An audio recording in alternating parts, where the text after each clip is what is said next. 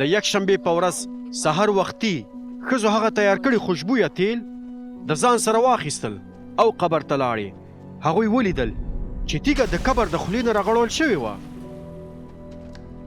کله چې دننه ورغلې نو د عیسی مسیح مړی هلته پیدا نه کړ. هغوی لا حیرانې ولاړې وې چې ناڅاپه دوه سړي چې ځلېدونکي کالي اغوستي وو د هغوی په خوا کې ودرېدل. ښځې ووېرېدلې او هغوی خپل سرونه ښکته ونیول. نو هغو سړی ورته وویل تاسو ولې ژوندي په مړو کې لټوئ؟ هغه دلته نشته، هغه را ژوندی شوی دی. څه چې هغه درته په جلیل کې ویلي وو هغه در په یاد کړئ چې د انسان زوی باید ګناهکارانو ته په لاس ورکړل شي، په صلیب به وځړول شي او په درېیمه ورځ به بیا را ژوندی شي. بیا هغو ښځو ته د عیسی خبرې ور په یاد شوې. کله چې هغوی بیرته د قبر څخه راغلې نو 11 رسولان او نور ټول د دې پیښې څخه خبر کړل.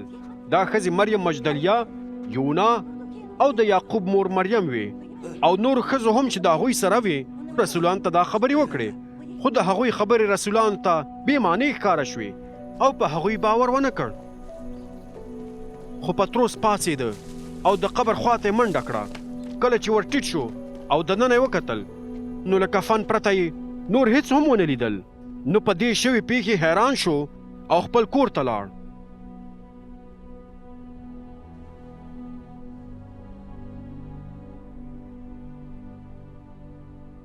په هماغه ورځ د عیسی د پیروانو څخه 2 تنه د اماوس په نوم یو کلي ته چې د اورشلیم څخه 11 کیلومتره لرې دی روان وو.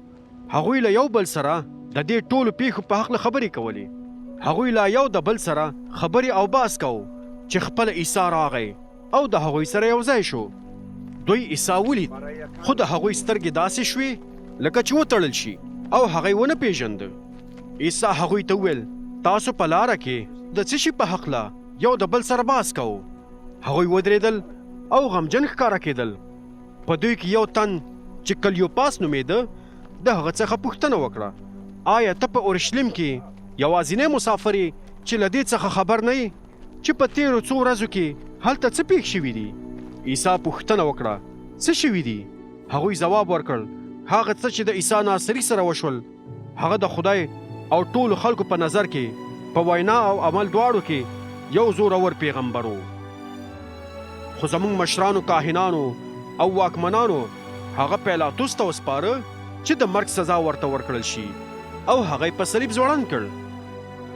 موږ هیله درلودله چې همدا سړی به اسرائیلو ته خلاصون ورکوي، خو نن 3مه ورځ ده چې دا کار شوی دی. برسیره پردې زمونږ د ډلې څو ښځو مونږ حیران کړو. هغوی نن سهار وختي د هغه قبر ته تللې وې خو د هغه مړی پیدا نه کړ. هغوی بیرته راغلي او ویلي چې په رویه کې فرښتې ولیدلې چې دوی ته یې وویل چې هغه ژوندی دی. بیا زمونږ یو څو کسان قبر ته لاړل او څه چې هغو ښځو ویلي هغه یې ولیدل خو عیسی یې ونه لیده.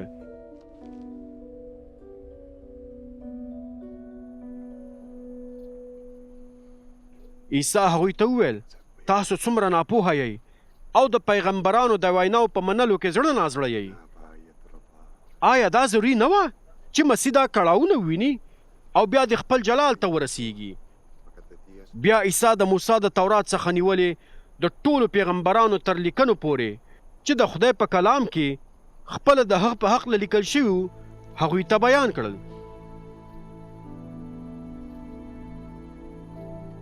کله چې دوی هغه کلي ته ورنږدې شول چې ورته روان وو نو عیسی داسې وکړل چې ګوندې هغه نور هم مخکې ځي، خو هغوی ټینګار وکړ او ویل زموږ سره پاتې شه ځکه چې ورځ په تېرېدو ده او ماښام نږدې دی.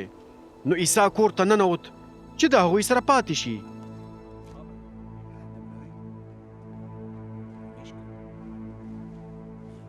کله چې عیسی د هغوی سره دسترخوان ته کېناست نو ډوډۍ راواخیستله، شکر یې پرې وویست، ماته یې کړه او هغوی ته یې ورکړه.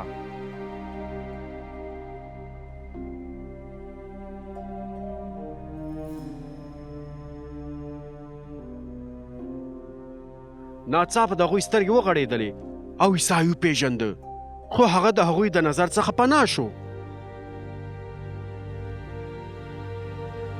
هغوی یو بل ته وویل کله چې په لاره کې هغه زموږ سره خبرې کولې او د خدای کلام یې راته بیانولو، آیا زموږ زړونه په جوش رانغلل؟ هغوی سمدلاسه راپاڅېدل او بیرته اورشلیم ته لاړل. هلته یې ولیدل چې 11 رسولان او نور خلک سره راټول شوي وو او ویل یې چې عیسی په رښتیا را ژوندی شوی او شمعون ته ښکاره شوی دی. نو په لاره کې چې څه شوي وو هغه دواړو شاګردانو هغوی ته بیان کړل او ورته ویل چې څنګه یې عیسی د ډوډۍ ماتولو په وخت کې وپېژنده.